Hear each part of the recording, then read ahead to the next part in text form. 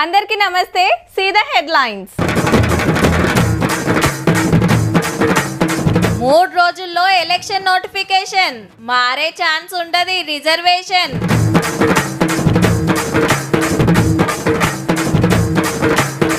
నిరంజన్ రెడ్డిపై కవితక్క గరం. పిచ్చి పిచ్చిగా మాట్లాడితే పుచ్చలేసిపోతా చెప్తున్నా.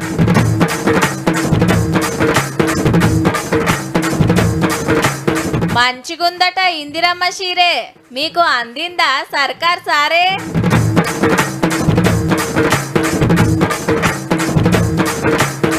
బెంగళూరులో ప్రతిపక్షం లీడర్లు, పుట్టపర్తిలా సీఎం సార్లు.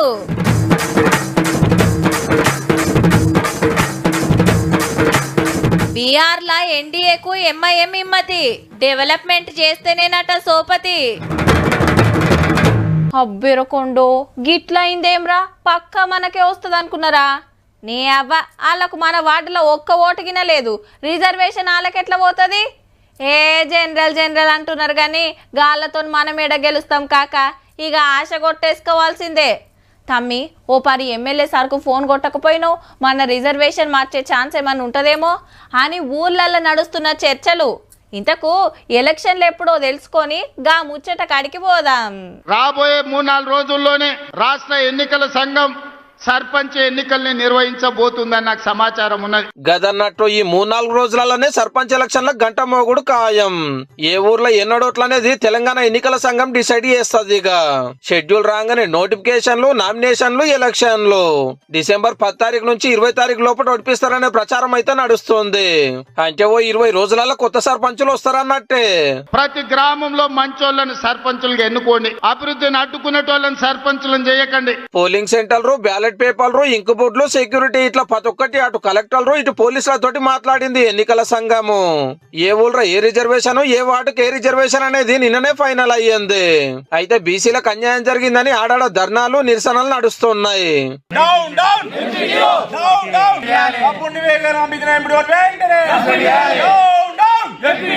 రొటేషన్ పద్ధతిలోనే రిజర్వేషన్లు మారుతాయి. అంటే ఆ ఊళ్ళో బీసీలే ఎక్కువ ఉన్నా మునుపు బీసీలకు సర్పంచ్ పదవి వస్తే ఇప్పుడు రాదు. ఎస్సీ ఎస్టీలకు ఇవ్వాల్సిన ఇచ్చినాక బీసీలకు రిజర్వేషన్లు డిసైడ్ చేసారు. కడమై జనరల్ అంటే ఎవరైనా పోటీ చేయవచ్చు. జిల్లా యూనిట్ కింద సర్పంచ్ సీట్లను ఆర్డీఓలు, మండల్ యూనిట్ కింద వార్డులను ఎంపీడీఓలు రిజర్వేషన్లు ఫైనల్ చేసారు. ఈ రూల్స్ తెలియక కొందరు మంత్రులకు, ఎమ్మెల్యేలకు ఫోన్లు చేస్తురట మార్చుమని. కానీ ఇది ఎవరితో అయ్యే పని కాదు, చట్టమే అట్లుంది. మళ్ళా ప్రతి గ్రామానికి రోడ్డు ఉండాలి, గుడి ఉండాలి, బడి ఉండాలి, తాగడానికి నీళ్ల ట్యాంక్ ఉండాలి, ప్రతి పేదవాడికి ఇందిరమ్మ ఇల్లు అందాలి. జాగృతి జనం బాట కార్యక్రమం కొనసాగుతోంది. ప్రజా సమస్యలు తెలుసుకుంటూ విద్యార్థులు, యువకులు, మేధావులతోటి సమావేశాలు నిర్వహిస్తూ ముందుకు వెళ్తున్నారు తెలంగాణ జాగృతి అధ్యక్షురాలు కవిత. మరోవైపు గత ప్రభుత్వ వైఫల్యాలు, అవినీతి, అక్రమాలు ఒక్కొక్కటి బయట పెట్టడంతో బారాస నేతల్లో ఆందోళన నెలకొంది. ఈయనేందో ఈమె పుచ్చు వంకాయ, సచ్చు వంకాయ అనేదో మాట్లాడుతున్నట. ఇంకొకసారి నా మీద ఎటువంటి మాట్లాడితే తండ్రి వయసుని కూడా చూడము, పిచ్చి పిచ్చిగా మాట్లాడితే పుచ్చలేసిపోతా చెప్తున్నాను. కవితక్క గిట్లా దమ్కి ఇచ్చింది ఎవరికి అనుకుంటున్నారు? బీఆర్ఎస్ లీడరు, పాత మంత్రి నిరంజన్ రెడ్డి సార్కు. మేడం కార్ దిగిన కంచెలి ఏదో ఒకటి మాట్లాడుతుండట. ఇవాళ సారోల వనపర్తికి పోయి ఆర్పార్చుకొని ఎన్నో బయట వేసింది. ఒక్కటి కాదు, 3 ఫామ్ హౌస్లు కట్టుకున్నారు. ఆయన ఒక్కసారి ఎమ్మెల్యే అయితే, ఒకసారి మంత్రి అయితే. కానీ అందులో అసైన్ భూములు ఉన్నాయని చెప్తున్నారు.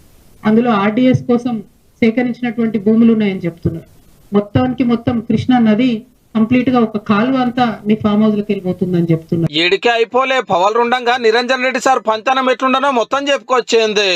ఇట్లా పీడించుకొని తింటారా? ప్రజల రక్తం తాగుతారా మీరు? దేవుడు మాన్యాలు తింటారానే? ఎవరన్నా దేవుడి గుడిని కబ్జా పెట్టుకుంటారా ఎవరైనా? భూములు పెబ్బేర్స్ అంతా మీకే కావాలి, వనపర్తి మార్కెట్ మీకే కావాలి, గద్వాళ్ళ భూములు మీకే కావాలి. ఏంది ఇది? అంతుండాలి కదా భూదాహానికి, ధనదాహానికి.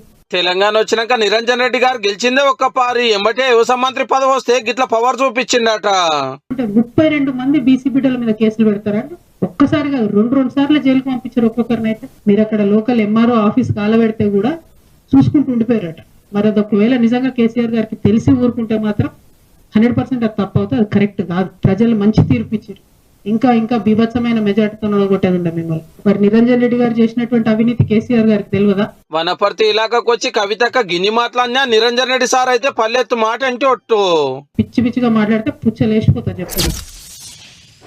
అక్క నీకు వచ్చిందానే బార్డర్ మంచిగుందా? డిజైన్ ఎట్లుంది?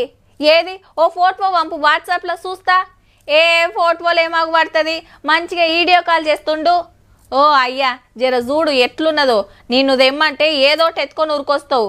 వద్దే ఎల్లుండి గుడికి పోదామంటివి కదా, అందరం గీ చీరలు కట్టుకొని పోదామా, మంచిగా ఉంటుంది అని అమ్మలక్కలు మాట్లాడుకుంటున్నట్టుల్లా.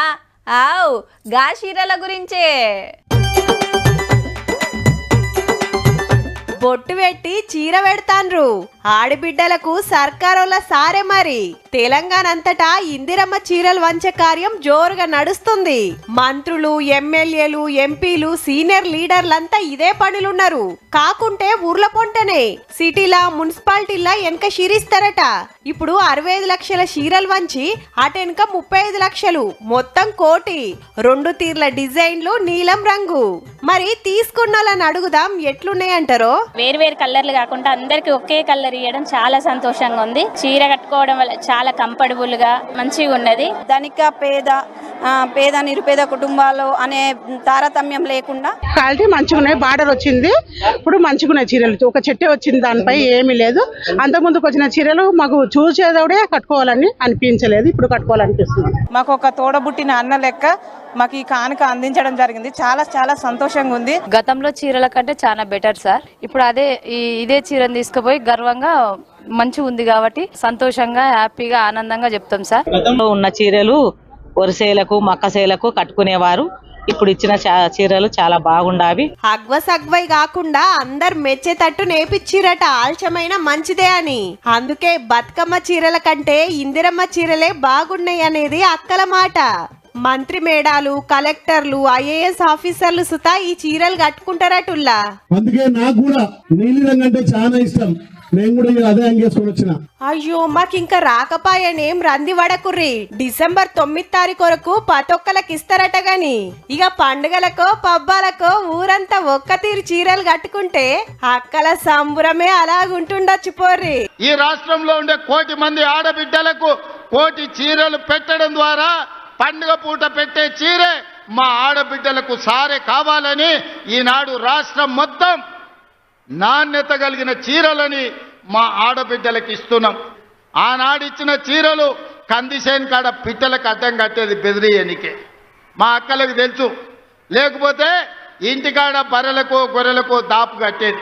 ఎన్నికల రోజు ఓట్లేయడానికి మీకొచ్చిన చీర కట్టుకొని లైన్లో నిలబడి ఇందిరమ్మ రాజ్యాన్ని మేము ఆశీర్వదిస్తున్నాం, ఇందిరమ్మ రాజ్యమే కావాలని చీర కట్టుకోవడం ద్వారా మీ అభిమానాన్ని ప్రదర్శించండి, మీ సోదరుడిని ఆశీర్వదించండి.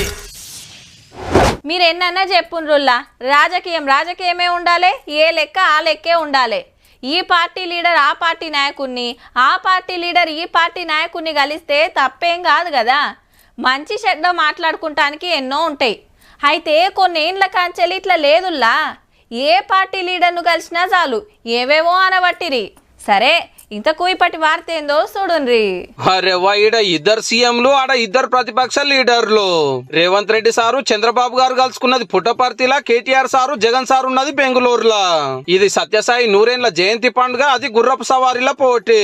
ముఖ్యమంత్రుల ముచ్చట్లు నిన్నటి, మాజీ సీఎం మాజీ మంత్రి గారు ముచ్చట్లు మొన్నటి. కాకుంటే అండ్ల రాజకీయం లేదు, ఇండ్ల రాజకీయం లేదు, కానీ సోషల్ మీడియాలో చర్చలది జోరుంది. ఎందుకంటే మన కాడ బీఆర్ఎస్, ఆంధ్రాలో వైసీపీ పవర్లు ఉండగా మనోళ్ళ సోపతి మామూలు లేకపోతుండే.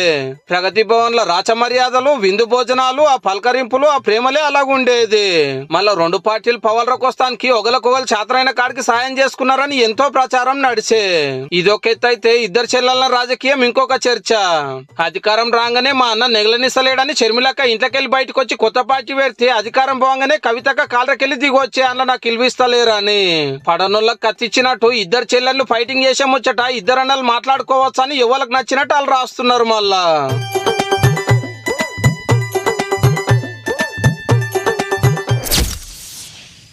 నీ ఎమ్మెల్యే సార్ది మన ఊరు అన్నట్టే గాని ఏం పని చేయడరా మన ఊరికి. మంత్రి సారు మన ఊరు అల్లుడు అన్నట్టే గాని ఓ బడి కట్టియలే, గుడి కట్టియలేదుల్లా అంటుంటారు. వాజీవే, మనోళ్ళు అంత పెద్ద పదవిలుంటే ఎంతో చేయాలనే ఆశ ఉంటది కదా ఎవరికైనా, లేదంటే మాట వస్తుందాయే. హగో గందుకే సీఎం సరుగ్గి కార్యం పెట్టుకుంటూ సొంత ఇలాకాల.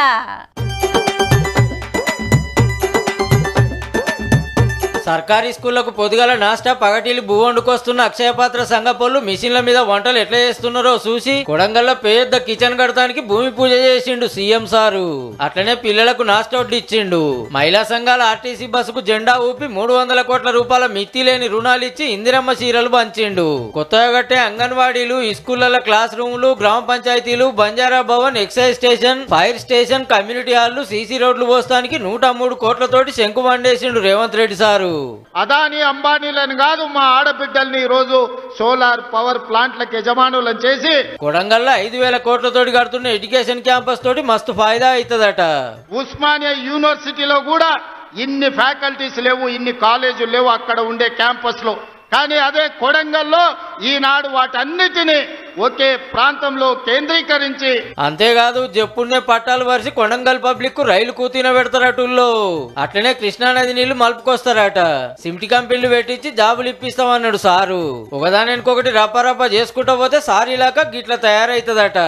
నియోజకవర్గాన్ని ఎట్లా అభివృద్ధి చేయాలంటే దేశం నలుమూలల నుంచి కొడంగల్ నియోజకవర్గం పర్యాటక కేంద్రంగా కావాలి, కొడంగల్ నియోజకవర్గం అభివృద్ధి చేసుకోవాలి. అవసరాలు అవకాశాలే తప్ప శాశ్వత శత్రువులు శాశ్వత మిత్రులు ఉండరట రాజకీయంలా.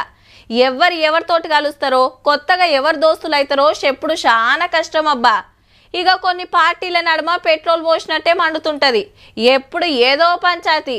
అయితే ఒక్కటే స్టేజ్ మీద మోడీ సారు అసద్ బాయ్ ఉంటే ఎట్లుంటది, అమిత్ షా సారు అక్బర్ బాయ్ అలై బలై తీసుకుంటే ఎట్లుంటది ఏమో. రేపు జరగవచ్చు కూడా. కాకుంటే మన కాడ కాదు బీహార్ లా ఆడ 5 ఎమ్మెల్యే సీట్లు గెలిచిన ఎంఐఎం పార్టీ బీజేపీ గ్రూప్ కు సపోర్ట్ చేస్తానికి సై అంటుంది. మళ్ళా पटना में नीतीश कुमार की सरकार है, बिहार की जनता ने उनको इख्तियार दिया है. हमारी तरफ से हम उनको पूरा ताउन पेश करेंगे, बशर्ते कि वो सीमांचल की जनता से इंसाफ करें. ముస్లింలు బగ్గుండే సీమాంచల్ ఏరియాల తక్లీఫులు తీర్చే సర్కార్ కిమ్మత్ ఇస్తారట పతంగి పార్టీ వాళ్ళు. కానీ ఈ రెండు పార్టీలు ఉప్పు నిప్పు లేకుంటాయి. పబ్లికులనైనా పార్లమెంటులైనా ఎప్పుడు డగ్గఫారే. హైదరాబాద్ వచ్చి ప్రతి ఒక్క బీజేపీ పెద్ద లీడర్ ఫస్ట్ అరుచుకునేది ఎంఐఎం పార్టీనే. జైపూర్నే జిహెచ్ఎంసీ ఎలక్షన్లు వస్తున్నాయి. అలా అసదుద్దీన్ సార్ గిట్లనే వరకు అందరు పరిశాన్ అవుతారు. పోనీ బీహార్ లో బీజేపీ సర్కార్ కు బలం లేదా అంటే 243 సీట్లకు 202 సీట్లు ఇల్లయే. ఏరే పార్టీతో అక్కరే లేదు. ఎవరు అడగకున్నా మేము మద్దతు ఇస్తామని మజ్లిస్ అనుడే గమ్మతున్నది. పోన్రి ఏందో మరి వెనకాల రాజకీయము.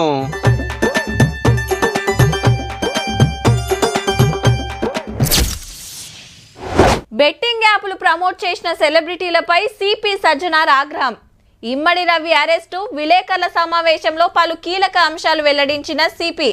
పలానా కేసులో ఎన్కౌంటర్, నిందితులు పారిపోతూ పోలీసులపైకి కాల్పులకు తెగబడడంతో ఎన్కౌంటర్ చేయాల్సి వచ్చిందన్న సజ్జనార్.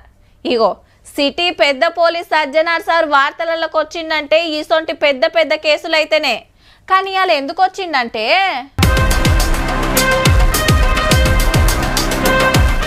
సీదా ఒకళ్ళు ఇంటికి పోయి లేపి ఏం పని చేస్తున్నావు, ఇప్పుడు ఎట్లా బతుకుతున్నావు, మున్పటి లెక్క నేరాలు ఘోరాలు చేస్తున్నావా, బంద్ చేసినవా, లేకుంటే మంచిగా ఉండదు చూడు అని ధమ్కీలు ఇస్తున్నాడు హైదరాబాద్ పెద్ద పోలీస్ సజ్జనార్ సారు. అది కూడా అర్ధమరాత్రి. లంగర్ హౌస్, టోలీ చౌకీ ఏరియాలో రౌడీ షీటర్లు ఇళ్లలోకి పోయిండు. మళ్ళా రోడ్ల మీద తిరుక్కుంటా పోలీసు వాళ్ళు డ్యూటీలు ఎట్లా చేస్తున్నారు, పబ్లిక్ తో ఎట్లా మెసులుతున్నారు, డ్యూటీలు ఉన్న వాళ్ళు వివరాలేంది తెలుసుకున్నాడు. హోటళ్లు దందాలు చేస్తోళ్ళ కాడికి పోయి నడిజాము దాకా తెరిచి ఉంచొద్దు, యాళ్లకు మూసేయాల్సిందే అని ఆర్డర్ చేసిండు. పట్నం అంతా ప్రశాంతంగా బండుకునే వాళ్ళ 12 గంటలకు వెళ్ళి మబ్బుల 3 గంటల దాకా తిరుగుడే తిరుగుడు. ఎందుకంటే రాత్రిపూట కొందరు రోడ్ల మీద సర్కస్ చేసుడు, కొట్లాటలు, లొల్లులు కాబట్టే. అందుకే కమిషనర్ సారే గస్తీకి పోతే అంతా సెట్ అవుతుందనే ఆలోచన కావచ్చు. కానీ దినం మీరే రావాలంటే కుదరని పని సారు. మీ కింద ఉన్న వాళ్ళకి గట్టి ఆర్డర్ వేస్తే బాగుంటదేమో.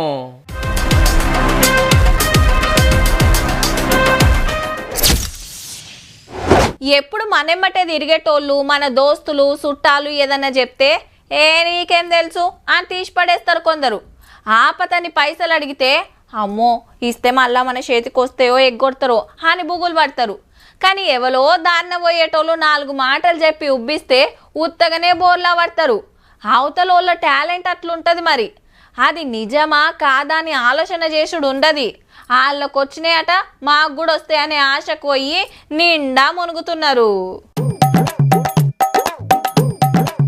అన్న పైసలు ఇయ్యంగానే లెక్క పెట్టి జేబులో పెట్టుకున్నాడు. బాకీ కడుతున్నాడో చిట్టి పైసలో అనుకునేరు డబుల్ బెడ్రూమ్ల కోసం.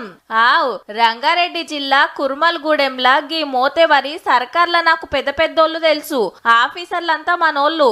పక్కా ఇల్లిప్పిస్తా, ఖర్చులో కొంత పైకం కట్టాలంటే కొందరు 6,000 చొప్పున కట్టిండ్రట. వాళ్ళని చూసి ఆశకు ఇంకొందరు ఇచ్చిండ్రు. గంత గుడ్డికి ఎట్లా నమ్మిండ్రు అంటారా? ఏదో ఒక డూప్లికేట్ పేపర్ PDF చేసి మాకు పంపడము, లేకుంటే ఏదో ఒక లిస్ట్ పంపడము. 6,000 కట్టాలని చెప్పి 6,000 వచ్చి కట్టినాం. పట్టవి వస్తాయి కదా పేపర్స్, అవి వచ్చినప్పుడు ఒక 25,000 కట్టాలని చెప్పిండు. దొంగ లిస్టు తయారు చేపించే వరకు నిజమే అనుకొని ఒకరిని చూసి ఒకళ్ళు కట్టిండ్రట. రంగారెడ్డిలోనే కాదు, మైబాద్, వికారాబాద్ జిల్లాలకెళ్ళి కూడా తెలిసినోళ్ళు చుట్టాలు ఇట్లా 100 మంది పైసలు ఇచ్చిండ్రట. సర్కారే ఇళ్ళ పేరు మీద పట్టాలు చేసినట్టు కాగితాలు కూడా పుట్టించి స్టాంపు ఆఫీసర్ల దొంగ సంతకాలు పెట్టిండంటే చూడుండ్రిగా. 3 ఏండ్ల సంధి నడుస్తుందట దందా. పైసలు ఇచ్చిన వాళ్ళు అడిగితే ఏదో చెప్పి మత్పరిస్తుండట. అందరు కూడి బజాట్లకు గుంజి పంచాయతీ స్టేషన్ల కంప్లైంట్ ఇస్తే మీ పైసలు మీకు వాపస్ ఇస్తా అంటాండు. మనిషి ఉంటే మాకు తెలిసిన ఆయన చేస్తా అని చెప్పినాడు, చేయలేదు. ఏం పేరు ఆయన పేరు? ఆయన పేరు పరశురాములు అని టీఆర్ఎస్ పార్టీ ఉండే. ఎక్కడ, ఏ ఏరియాలో? ఆయన గోల్వాకలో ఉండే. ఎవరో లీడర్ పేరు చెప్పి ఉబ్బియంగానే ఉత్తగానే నమ్మి పైసలు కడితే గిట్లనే ముంచుతారు. మళ్ళా అందరు తెలుసుకోవాల్సిన ముచ్చట ఏందంటే మున్పు గట్టి పడావు పెట్టిన డబుల్ బెడ్రూమ్ ఇండ్లకు రిపేర్లు చేపించి ఇప్పుడు వంచబోతాన్రు. అప్పట్లో దరఖాస్తు పెట్టుకున్న వాళ్ళకే ఛాన్సు. ఎవ్వలకి ఏ కాన ఇయ్యాల్సిన పని ఉండదు. అంతేగాని ఎవ్వరు ఏది చెప్తే అది నమ్మితే ఇగో ఇట్లనే ఆగం చేస్తారు. మళ్ళా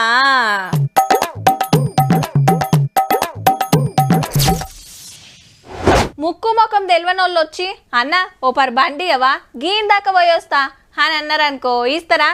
చల్ నువ్వెవలో నాకు తెలియదు, నీకెట్లిస్తావయ్యా అంటారు. అట్లనే దొంగ చేతికి తాళం ఇచ్చి ఇంటికి కావలి ఉంచుతారా? ఆగో అట్లా ఎట్లా ఉంచుతారు? ఉన్న కాడు కూడ్చుకోబోడా అని అంటున్నారులే. ఎదురుంగొచ్చిన వాళ్ళకు ఏం ముట్ట చెప్తలేరు కానీ ఎక్కడనో కూసున్నోళ్లకు బ్యాంక్ అకౌంట్ల తాళాలే ఇస్తున్నారు. ఇన్నొద్దులు పబ్లిక్కే సూటి పెట్టిన సైబర్ దొంగలు ఇప్పుడు అన్ని పెద్ద తలకాయలు ఏమటే పడుతున్నారులా. పబ్లిక్ కాడే ఉన్నాయి, మా అంటే 1000 లేదంటే లక్షలే. అదే లీడర్లకు సూటి పెడితే కోట్లు కొట్టేయచ్చు అనుకున్నారో ఏం పాడో సీదా మంత్రుల ఫోన్లో యాక్ట్ చేసిర్రంటే చూడుర్రిగా. ఓ జర్నలిస్ట్ ఫోన్లోకి జోరి అందులోకెళ్ళి మంత్రుల వాట్సాప్ గ్రూప్ లో గుసాయించి అందులో ఉన్న నెంబర్లకి SBI పేరుతో అకౌంట్లకు ఆధార్ KYC అప్డేట్ చేసుకోవాలి, లేదంటే తాళాలు పడతాయని మెసేజ్లు పంపిర్రు ముద్దుగా. తెలియక లింక్ ఓపెన్ చేసిన వాటిగా మన అకౌంట్ ఖాళీ అవుడు ఖాయం. అంతేకాదు పెద్ద పెద్దోళ్ళంతా ఇల్వగల్ల ఐఫోన్లే ఆడకం చేస్తారు కాబట్టి కాల్ ఫార్వర్డింగ్ టెక్నిక్ ఆడకం చేసి మెసేజ్లు పంపి 21 నెంబరు హ్యాష్ ఉన్న నెంబర్ ఒత్తుమంటుర్రు. ఒత్తిర్రంటే అంతే ఇక వాళ్ళకి వచ్చే OTPలు మెసేజ్లు అన్ని సైబర్ దొంగలకు పోతాయి. అట్లా పని మంతుల పని అలకగా అవుతుంది. మరి ఫోన్ హ్యాక్ అయినట్టు ఎట్లా గుర్తుపట్టుడు అంటారేమో. ఫోన్ ఉత్తగానే గరం అవుతుంటది, ఛార్జింగ్ ఫుల్ పెట్టినా బుత్తంత సేపట్లనే ఓడుస్తుంది. సెట్టింగ్ లో కాల్ ఫార్వర్డ్ ఆప్షన్ బంద్ పెట్టుకోవాలి, ఫోన్ రీసెట్ చేసుకుని ఎమ్మటే అకౌంట్ పిన్ నెంబర్లు మార్చుకుంటే మంచిది. మంత్రుల ఫోన్లకు జోరుడే కాదు, శ్రీశైలం మల్లన్న గుడి పేరుతోనే దొంగ వెబ్సైట్లు పుట్టించి నున్నగా గుండ్లు కొట్టిర్రు సైబర్ దొంగలు. కాబట్టి జాగ్రత్తగా ఉండి దొంగల చేతికి చిక్కకుంటుంటారో లాపరవ చేసి దొంగల చేతికే తాళాలు ఇస్తారో మీ ఇష్టం. చూసిండ్రు కదా ఇక ఇయాల్టి తీన్మార్ వార్తలు ఉంటా. మళ్ళా నమస్తే.